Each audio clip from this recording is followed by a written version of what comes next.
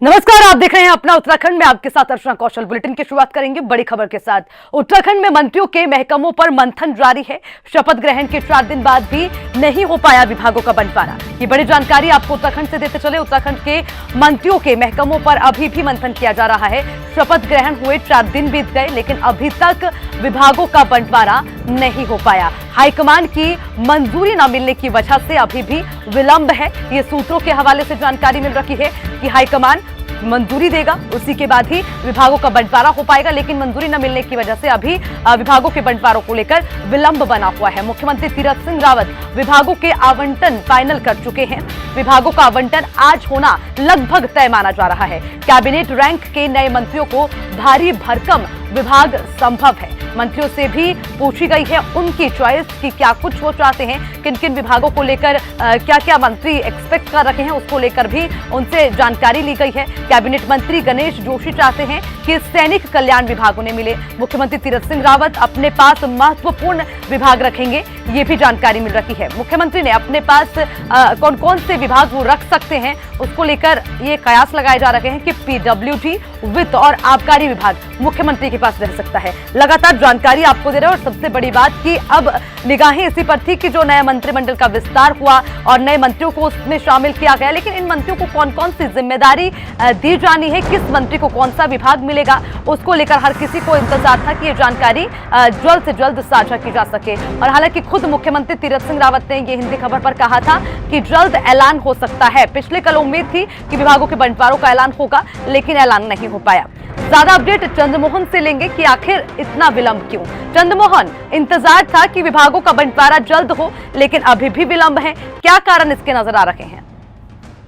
बिल्कुल अर्चना, देखिए मंत्रियों के शपथ ग्रहण के अब 4 दिन पूरे हो गए हैं और अब तक जो विभागों का बंटवारा है वो नहीं हो पाया है। हालांकि जो विभागों का आवंटन है वो लगभग तय हो गया है। जो सूची है वो सीएम तीरथ सिंह रावत ने जो है पूरी फाइनल कर चुके हैं वो। हालांकि अभी सूची जारी नहीं हुई है, तो आज संभावना है क्योंकि आज 5वां दिन है और विभागों का जो बंटवारा है वो आज हो सकता है। इस तरह की खबरें हैं क्योंकि पिछले 4 दिनों से लगातार व्यस्तता है। सीएम तीरथ सिंह रावत भी लगातार बैठकें कर रहे हैं। नए प्रदेश अध्यक्ष की पदभार ग्रहण करना है उनको, अभिनंदन रैली की। तो आज संभावना है कि जो कैबिनेट में जो मंत्री बने उनको विभाग बांट दिए जाएंगे और विभागों के लिए मंत्रियों से भी पूछा गया है कि उनकी चॉइस क्या है।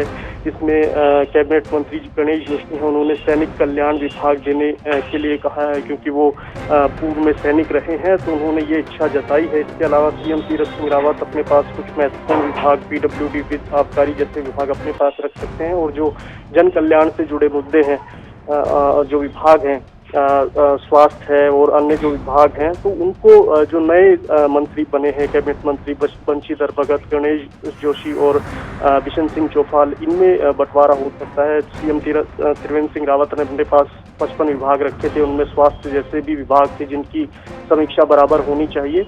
तो उस तरह की स्थिति अब संभावना है कि ना देखने को मिले विभागों का बंटवारा इस तरह से हो कि ना किसी के पास ज्यादा विभाग हो और ना किसी को वंचित रखा जाए। तो इस तरह का कुछ देखने को मिलेगा जो विभागों का बंटवारा है। संभावना है कि आज ये हो सकता है। अर्चना, ठीक है चंद्रमोहन, आप बने रहिएगा, वापस लौटूंगी आपके पास। मुख्यमंत्री ने वनाग्नि प्रबंधन की तैयारियों की समीक्षा की है। मुख्यमंत्री ने सभी जिलाधिकारियों से फीडबैक भी लिया और जल्द प्रदेश में 10,000 वन प्रहरियों की तैनाती होगी, ये भी जानकारी मिल रही है। स्थानीय लोगों की सक्रियता सुनिश्चित की जाएगी।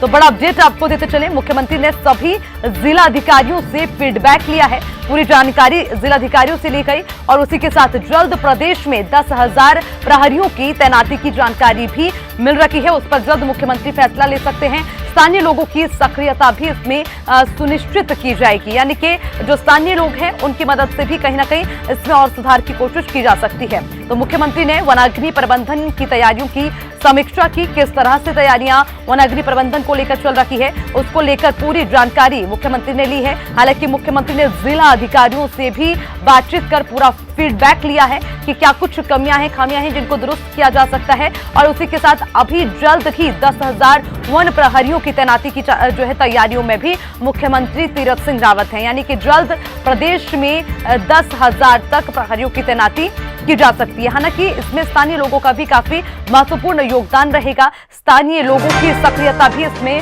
सुनिश्चित की गई है। लगातार चंद्रमोहन हमारे साथ फोन लाइन पर बने हुए, उनसे अपडेट लेंगे। चंद्रमोहन, मुख्यमंत्री ने वनाग्नि प्रबंधन की तैयारियां की है, लेकिन अब ये भी जानकारी मिल रही है कि जल्दी प्रहरियों की तैनाती भी हो सकती है। क्या ऐसी कोई तैयारी चल रही है? जी बिल्कुल, देखिए अर्चना, कल सचिवालय में सीएम तीरथ सिंह रावत ने वनाग्नि प्रबंधन को लेकर एक महत्वपूर्ण बैठक की। गर्मियों का सीजन शुरू हो गया और ऐसे में जो पहाड़ के जंगल हैं वो वनाग्नि से काफी प्रभावित रहते हैं। उनका प्रबंधन बहुत आवश्यक गर्मियों के सीजन में होता है। तो उसी को देखते हुए कल ये बैठक वनाग्नि प्रबंधन को लेकर सीएम तीरथ सिंह रावत ने शासन के जो वरिष्ठ अधिकारी हैं उनके साथ की। और इसमें प्रमुख वन संरक्षक हैं जो राजीव भरतरी, वो भी इस बैठक में मौजूद रहे और कई अहम फैसले लिए गए हैं। एक तो वनाग्नि प्रबंधन में 10,000 सक्रिय जो वन प्रहरी हैं उनकी नियुक्ति की जाएगी, जिसमें 5,000 महिलाएं होंगी। तो ये एक बड़ा फैसला लिया गया है और तत्काल प्रभाव से ये तैनाती होगी। कल बैठक के बाद इसका आदेश भी जारी हो गया है। तो तत्काल प्रभाव से 10,000 वन प्रहरियों की तैनाती की जाएगी, जिसमें 5,000 केवल महिलाएं रहेंगी। इसके अलावा फील्ड लेवल तक पर्याप्त बजट पहुंचे, उपकरण जो है वनाग्नि को रोकने के लिए उनकी उपलब्धता सुनिश्चित हो। तमाम जो उपकरण है वो वन विभाग के पास हो। फायर लाइन की मॉनिटरिंग के लिए ड्रोन सर्वे किया जाएगा, इसकी व्यवस्था भी की जाएगी। और साथ ही जो स्थानीय लोगों के हक हकूक हैं उनसे, उनका जो नुकसान होता है वनाग्नि से, उसका भी समय से जो है उनको जो हर्जाना है वो दिया जाए। तो इस तरह के कुछ निर्णय कल की बैठक में लिए गए हैं। और एक बड़ा निर्णय जो वन प्रहरियों की तैनाती को लेकर लिया है, 10,000 वन प्रहरी तैनात किए जाएंगे और तत्काल प्रभाव से ये तैनाती की जाएगी। बैठक के बाद कल इसका आदेश जारी कर दिया गया था। अर्चना, ठीक है चंद्रमोहन, आप बने रहेगा, आगे भी आपसे अपडेट लेंगे। देहरादून में राष्ट्रीय पुरानी पेंशन बहाली संयुक्त मोर्चा ने मुख्यमंत्री से मुलाकात कर पुरानी पेंशन बहाली को लेकर मांग की है। एनओपीआर यूएफ के प्रदेश वरिष्ठ उपाध्यक्ष डॉक्टर बसबोला ने जानकारी देते हुए ये बताया, पुरानी पेंशन बहाली की मांग को लेकर नो प्रूफ के प्रांतीय पदाधिकारियों के एक प्रतिनिधि मंडल ने मुख्यमंत्री तीरथ सिंह रावत से मुलाकात की है। मुख्यमंत्री ने मिलकर प्रतिनिधि मंडल को उन्हें बधाई दी है और पुरानी पेंशन बहाली के संबंध में ज्ञापन भी दिया है। इस संबंध में मुख्यमंत्री द्वारा सकारात्मक आश्वासन दिया गया। ज्ञापन देने वालों में नो प्रूफ के प्रदेश अध्यक्ष अनिल बड़ौनी, प्रांतीय वरिष्ठ उपाध्यक्ष डॉक्टर DC बसबोला और प्रांतीय महासचिव सीताराम पोखरियाल और माखनलाल शाह, आयुर्वेदिक संघ के सह संयोजक डॉक्टर धीरेन्द्र केंतुरा और प्रदेश उपाध्यक्ष डॉक्टर अजय चमोला आदि भी शामिल रहे।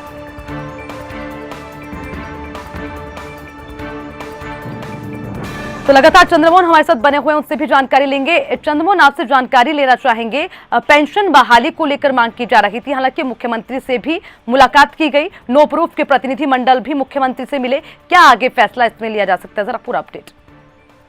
अर्चना, बिल्कुल, देखिए ये मुलाकात जो national old pension restoration United front है उसका एक प्रतिनिधि मंडल सीएम तीरथ सिंह रावत से मुलाकात करता है और अपनी जो मांग है पुरानी पेंशन व्यवस्था जो है उसकी बहाली को लेकर ये मुलाकात सीएम तीरथ सिंह और जो फ्रंट है जो उसके बीच ये मुलाकात हुई है। और पुरानी पेंशन व्यवस्था की बहाली की मांग उन्होंने की है और उनके जो पदाधिकारी हैं उनके द्वारा ये कहा गया है, बयान दिया गया है कि सकारात्मक जो है नजरिया से बात की है सीएम तीरथ सिंह रावत ने। और उन्हें संभावना है कि सीएम तीरथ सिंह रावत जो उनकी मांग है उस पर तत्काल प्रभाव से एक्शन लेंगे और काफी सकारात्मक ये मुलाकात रही। इस तरह का बयान खुद फ्रंट के लोगों ने दिया, जो मोर्चा है उनके लोगों के द्वारा ये बयान जो है दिया गया। पुरानी पेंशन जो बहाली है इसके संबंध में एक ज्ञापन भी सीएम तीरथ सिंह रावत को मोर्चे की ओर से दिया गया। खुद प्रदेश अध्यक्ष, जो मोर्चे के प्रदेश अध्यक्ष हैं वो मौजूद रहे थे उसमें और प्रदेश उपाध्यक्ष भी मौजूद रहे थे और साथ ही जो अन्य पदाधिकारी हैं मोर्चे के वो भी इस मुलाकात के दौरान मौजूद रहे और अपनी मांग उन्होंने सीएम तीरथ सिंह रावत के सामने रखी और साथ ही इस मुलाकात को उन्होंने बहुत सकारात्मक मुलाकात भी बताया है और उनको आशा है कि जल्द ही इस पर एक्शन लिया जा सकता है। ठीक है चंद्रमोहन, बने रहिएगा, वापस लौटूंगी। चलिए खबरों में आगे बढ़ते हुए देहरादून से एक और बड़ी जानकारी। मदन कौशिक आज से संभालेंगे कामकाज। ये बड़ी जानकारी आपको दे रहे हैं। बीजेपी के नवनियुक्त प्रदेश अध्यक्ष मदन कौशिक आज से कामकाज संभालेंगे। विधिवत रूप से पूजा अर्चना का चार्ज लेंगे मदन कौशिक। थोड़ी देर में बीजेपी मुख्यालय में पूजा अर्चना का चार्ज लिया जाएगा। आज से पूजा अर्चना कर संगठन का कामकाज संभालेंगे मदन कौशिक। बताते चले एक बहुत बड़ी जिम्मेदारी मदन कौशिक को मिली है और उसी जिम्मेदारी को आज पूरे विधि विधान के साथ पूजा पाठ कर मदन कौशिक संभालेंगे। हालांकि बताते चले थोड़ी ही देर में बीजेपी मुख्यालय में पूजा अर्चना कर चार्ज उन्हें संभाला जाएगा और अपनी जिम्मेदारी को संभालेंगे। पूजा अर्चना कर संगठन का कामकाज संभालेंगे मदन कौशिक, जिसको लेकर लगातार हम आपके साथ जानकारी भी साझा कर रहे हैं। और बताते चले मदन कौशिक नए बीजेपी प्रदेश अध्यक्ष बने हैं और उसी के साथ अब कहीं न कहीं एक बड़ी जिम्मेदारी उन्हें दे दी गई है। चंद्रमोहन लगातार हमारे साथ है, अपडेट चंद्रमोहन से लेंगे। चंद्रमोहन, आज नवनियुक्त बीजेपी प्रदेश अध्यक्ष मदन कौशिक कामकाज संभालने वाले हैं, उससे पहले क्या कुछ रहेगा खास? बिल्कुल अर्चना, देखिए बीजेपी मुख्यालय में कुछ ही देर बाद जो ये पूजा पाठ का कार्यक्रम है, जिसके बाद जो है चार्ज नवनियुक्त प्रदेश अध्यक्ष मदन कौशिक लेंगे। कुछ ही देर बाद ये कार्यक्रम शुरू होगा और बीजेपी मुख्यालय में हवन किया जाएगा। उसके बाद फिर जो है जो चार्ज है वो नवनियुक्त प्रदेश अध्यक्ष लेंगे और संगठन का कामकाज संभालेंगे। हालांकि कल पहली बैठक उन्होंने बतौर अध्यक्ष कार्यकर्ताओं के ली। जो अभिनंदन रैली कल हुई, उसके बाद सीएम तीरथ सिंह रावत और नवनियुक्त प्रदेश अध्यक्ष पार्टी कार्यालय पहुंचे और कार्यकर्ताओं की बैठक उन्होंने ली। तो बतौर अध्यक्ष वो पहली बैठक कार्यकर्ताओं पदाधिकारियों के साथ कर चुके हैं, लेकिन चूंकि शुभ मुहूर्त में वो अपना जो नई जिम्मेदारी है उसको शुरू करना चाहते हैं, तो अब से कुछ ही देर बाद बीजेपी मुख्यालय में ये जो पूजा पाठ का कार्यक्रम है ये शुरू होगा और फिर जो है औपचारिक रूप से अपना जो संगठन का कामकाज है वो नवनियुक्त प्रदेश अध्यक्ष संभालेंगे और संगठन की जो तमाम बैठकें हैं फिर आगे से वो शुरू होंगी। तो कुछ ही देर बाद अब पूजा पाठ का जो कार्यक्रम है हवन है वो सब शुरू होगा और फिर वो अपनी सीट ग्रहण करेंगे। ठीक है चंद्रमोहन, बहुत बहुत शुक्रिया आपका तमाम जानकारी के लिए। खबरों में बढ़ेंगे आगे। उत्तराखंड की राज्यपाल आज आगरा दौरे पर। आज आगरा आएंगी राज्यपाल बेबी रानी मौर्य। ये बड़ी जानकारी आपके साथ साझा करते चले। उत्तराखंड की राज्यपाल बेबी रानी मौर्य आज आगरा का रुख करेंगी। सामूहिक विवाह समारोहों में शिरकत करेंगी। 31 निर्धन कन्याओं के विवाह का कार्यक्रम है और मथुरा वैश्य सेवा समिति आयोजन कर रही है। शमशाबाद के एमपी इंटर कॉलेज में आयोजन होगा, जिसमें राज्यपाल बेबी रानी मौर्य शिरकत करेंगी। ये बड़ी जानकारी आपको देते चले। 31 निर्धन कन्याओं के विवाह का कार्यक्रम रखा गया है। इस खास कार्यक्रम में पहुंचेंगी राज्यपाल बेबी रानी मौर्य। उनके पहुंचने से पहले तैयारियां भी पूरी हैं। उत्तराखंड की राज्यपाल आगरा का रुख आज करेंगी। आगरा में खास कार्यक्रम होगा। राज्यपाल बेबी रानी मौर्य के आज आगरा दौरे को लेकर तैयारियां भी रहेंगी और उसी के साथ एक खास कार्यक्रम होगा निर्धन कन्याओं के सामूहिक विवाह समारोह, जिसमें राज्यपाल बेबी रानी मौर्य शिरकत करेंगी। सामूहिक विवाह समारोह होने जा रहा है। 31 निर्धन कन्याओं के विवाह का ये खास कार्यक्रम होगा और जिसमें बेबी रानी मौर्य शिरकत करेंगी और माथुर वैश्य सेवा समिति इसका आयोजन कर रही है। ये भी जानकारी मिल रही है और इस खास आयोजन, इस खास समारोह में उत्तराखंड की राज्यपाल बेबी रानी मौर्य शिरकत करेंगी। मुख्यमंत्री तीरथ सिंह रावत ने सचिवालय में चारधाम यात्रा की तैयारियों की बैठक लेते हुए अधिकारियों को निर्देश दिए कि चारधाम यात्रा के दृष्टिगत 30 अप्रैल तक सभी व्यवस्थाएं पूर्ण कर ली जाएं। कार्यों के प्रति किसी भी प्रकार की शिथिलता बर्दाश्त नहीं की जाएगी। मुख्यमंत्री ने कहा कार्यों में तेजी के साथ गुणवत्ता का विशेष ध्यान रखा जाए। मुख्यमंत्री ने यह भी कहा कि वे खुद कार्यों का स्थलीय निरीक्षण करेंगे। उन्होंने सभी सचिवों को निर्देश दिए कि समय समय पर अपने विभागों की कार्य प्रगति का स्थलीय निरीक्षण करें। और उनसे रूबरू बात हुई है। चारधाम सामने आ रहा है। गंगोत्री, यमुनोत्री, केदारनाथ, बद्रीनाथ से नहीं कर रहे हैं, 15 साल से कर रहे हैं। सामने आ गई है, क्यों नौटंकी कर रहे हैं?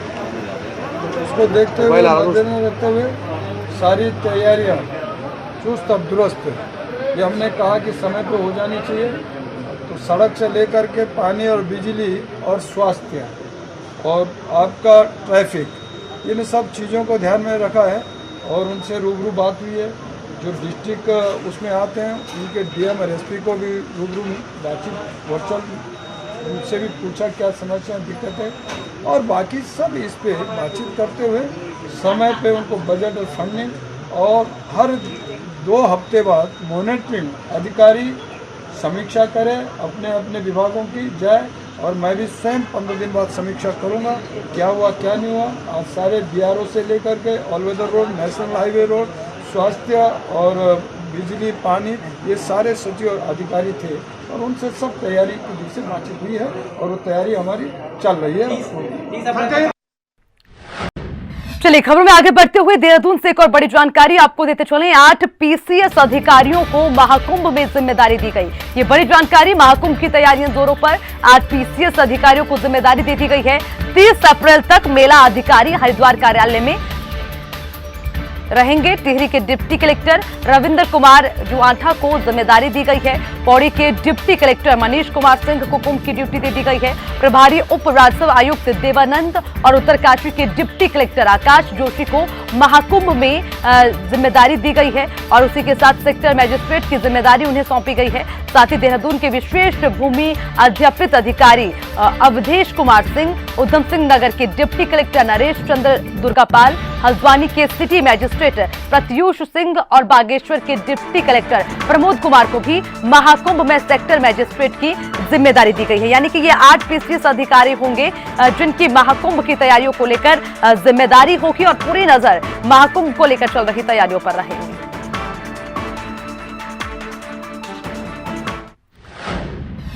उत्तराखंड में नेतृत्व बदलाव का असर साफ साफ दिखाई देने लगा है। सरकार के नए मुखिया तीरथ सिंह रावत डैमेज कंट्रोल करने में जुटे हुए हैं। इसके लिए पूर्व मुख्यमंत्री त्रिवेंद्र सिंह रावत के फैसले भी पलटे जा रहे हैं। सबसे पहले कुंभ की शर्तों का फैसला पलटा गया और अब माना जा रहा है कि गैरसैंण को मंडल बनाने और उत्तराखंड चारधाम देवस्थानम बोर्ड का गठन करने का त्रिवेंद्र सरकार का फैसला भी पलटा जा सकता है। इस रिपोर्ट में देखिए। त्रिवेंद्र के कई फैसले पलटने की तैयारी में तीरथ सरकार। गैरसैंण मंडल और देवस्थानम बोर्ड पर हो रहा पुनर्विचार। कुंभ की शर्तें हटाने का फैसला त्रिवेंद्र को रास न आया। त्रिवेंद्र बोले, कुंभ में ढील देकर सरकार ने जोखिम उठाया। उत्तराखंड में मिशन 2022 की तैयारी में जुटी Bharatiya Janata party full damage control करने में लग गई है। पहले प्रदेश का मुखिया बदला और फिर पुराने मुखिया के फैसले बदलने पर काम शुरू हुआ। माना जा रहा है कि गैरसैंण को मंडल बनाने और उत्तराखंड चारधाम देवस्थानम बोर्ड का गठन करने का त्रिवेंद्र सरकार का फैसला पलटा जा सकता है। रविवार को मुख्यमंत्री तीरथ सिंह रावत ने इसके संकेत दे दिए थे। देवस्थान बोर्ड के लोग और मैं खुद ही कुछ दिनों बाद उस समाज को बुलाने वाला हूँ, सारे जो उससे जुड़े हुए हैं। पहली बात तो ये है कि उनके हक हकूक़ यथावत रहेंगे और बने रहेंगे और जो दिक्कतें कठिनाई होंगी उसमें पुनर्विचार हम लोग करेंगे। गौरतलब है कि गैरसैंण बजट सत्र के दौरान पूर्व मुख्यमंत्री त्रिवेंद्र सिंह रावत ने गैरसैंण को प्रदेश का तीसरा मंडल बनाने का ऐलान किया था, जिसके बाद कुमाऊं मंडल से जुड़े बीजेपी नेताओं और कई विधायकों की नाराजगी सामने आई थी। वहीं उत्तराखंड के चारधाम समेत 51 मंदिरों को सरकार के अधीन लाने के लिए गठित किए गए उत्तराखंड चारधाम देवस्थानम बोर्ड को लेकर संत समाज कई बार अपनी नाराजगी बीजेपी आलाकमान के सामने जाहिर कर चुका है। पिछले दिनों विश्व हिंदू परिषद ने भी बैठक कर आंदोलन की चेतावनी दी थी और शायद यही वजह है कि कुमाऊं मंडल से नाराज नेताओं और देवस्थानम बोर्ड से नाराज हुए साधु संतों को मनाने के लिए तीरथ सरकार दोनों फैसलों पर दोबारा विचार करने के बारे में सोच रही है। इससे पहले मुख्यमंत्री तीरथ सिंह रावत ने पूर्व मुख्यमंत्री त्रिवेंद्र सिंह रावत के मेले पर लिए गए फैसले को पलट दिया था। कुंभ मेले पर लगी तमाम शर्तों को खत्म कर भव्य और दिव्य कुंभ कराने का ऐलान किया था। हालांकि पूर्व मुख्यमंत्री त्रिवेंद्र सिंह रावत को मुख्यमंत्री तीरथ सिंह रावत का फैसला रास नहीं आया और शायद इसलिए वो इस फैसले पर सवाल खड़े कर रहे हैं। कोई भी जोखिम ये ठीक नहीं। आज देश में फिर 25,000 केस रजिस्टर हुए कल, जो बड़ी चिंताजनक है और पहले 3 राज्यों में चिंताजनक स्थिति थी, आज 7 राज्यों में चिंताजनक स्थिति हो गई है। फेयरनेस की भी जरूरत है और जिम्मेदारी की भी जरूरत है। हम अपनी जिम्मेदारी समझे कि इस हमको कैसे अपने राज्य को बचाना है, और राज्य नहीं, कुंभ तो पूरे देश और दुनिया का होता है। इसलिए हमको वो प्रयास करने चाहिए, वो जोखिम नहीं लेना चाहिए कि ये बीमारी और स्प्रेड। आपने कहा था मुखिया बदलने के बाद बीजेपी में छिड़े इस घमासान पर विपक्ष खूब तंज कस रहा है और कह रहा है मुखिया और फैसले बदलने से बीजेपी का काम नहीं बनेगा। 2022 में जनता सरकार को ही बदल देगी। सरकार ने चेहरे बदले हैं। जो पहले वाले चेहरे थे मुख्यमंत्री के, उनके निर्णय को वर्तमान जो मुख्यमंत्री है वो बदलने का काम कर रहे हैं। अब बदलेंगे या नहीं बदलेंगे अभी कुछ नहीं है। तो ऐसे ही रोल बैक, किसी में रोल बैक करेंगे, किसी में कुछ करेंगे, किसी में कुछ, उससे होने वाला कुछ नहीं है। लोग जो है भाजपा के चाल चरित चेहरे को पहचान चुके हैं और 2022 का इंतजार कर रहे हैं। 4 धामों के तीर्थ पुरोहितों के एक प्रतिनिधिमंडल ने आज मुख्यमंत्री तीरथ सिंह रावत से भेंट कर उन्हें शुभकामनाएं प्रेषित की और इस दौरान हमने उनसे देवस्थानम बोर्ड को भंग करने की मांग की। उन्होंने कहा कि जल्दी ही वे तीर्थ पुरोहितों को आमंत्रित करेंगे तथा इस विषय पर विस्तार से वार्ता करेंगे। माना जा रहा है कि 2022 से पहले बीजेपी आलाकमान सब कुछ पटरी पर लाना चाहता है ताकि 2022 में बीजेपी का काम आसान हो सके। इसलिए कुमाऊं मंडल से जुड़े विधायक और लोगों की नाराजगी दूर करने की कोशिश हो रही है और 2022 से पहले संत समाज को भी भरोसे में लेने की रणनीति पर काम किया जा रहा है। देहरादून से अंकित काला और चंद्रमोहन के साथ ब्यूरो रिपोर्ट, हिंदी खबर। गर्मी बढ़ने के साथ ही उत्तरकाशी जिले की यमुना घाटी के जंगल आजकल आग की आगोश में है। घाटी के रवाई, मुगरसंती, नौगांव रेंज और टोंस वन प्रभाग, अपर यमुना वन प्रभाग की अलग अलग बीटों में जगह जगह पर जंगल की आग धधक रही है, जिससे आसपास का वातावरण प्रदूषित होता नजर आ रहा है। साथ ही वन संपदा को भी काफी नुकसान पहुंच रहा है। स्थानीय भेड़ और बकरी पालक भी जंगलों की आग से परेशान है, क्योंकि इन जानवरों का चारा जंगल पर ही निर्भर करता है, जिससे कई जगह भेड़ पालक जंगल की आग के चलते अपना घर छोड़ने को मजबूर हो गए हैं। चलिए खबरों में आगे बढ़ते हुए एक और बड़ी जानकारी मसूरी से आपको देते चले। सेंट जॉर्ज कॉलेज के छात्रों में कोरोना का मामला। कॉलेज के प्रधानाचार्य बद्र जोसेफ मीडिया में रूबरू हुए। जॉर्ज कॉलेज कोरोना संक्रमण से पूरी तरीके से सुरक्षित है, ये उन्होंने जानकारी दी है।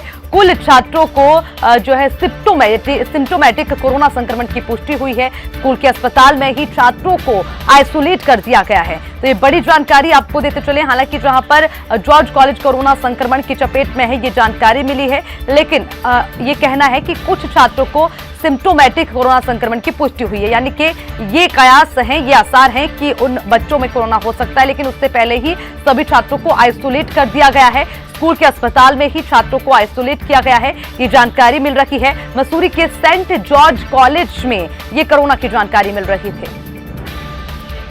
खबरों में बढ़ेंगे आगे। उत्तराखंड के लक्सर में महाराजपुर गांव के लोग नरक के समान जीवन जीने को मजबूर है। गांव के मुख्य रास्तों में लंबे समय से जलभराव की समस्या बनी हुई है। सड़कों की हालत देखकर यह लगता है कि सड़कों में तालाब बने हुए हैं। गांव की आबादी करीब 2000 से अधिक है। बस्तियों को साफ और स्वच्छ बनाने के लिए करोड़ों की लागत से तमाम योजनाएं चल रही हैं, लेकिन जिम्मेदारी की लापरवाही के चलते गांव की स्थिति बद से बदतर बनी हुई है।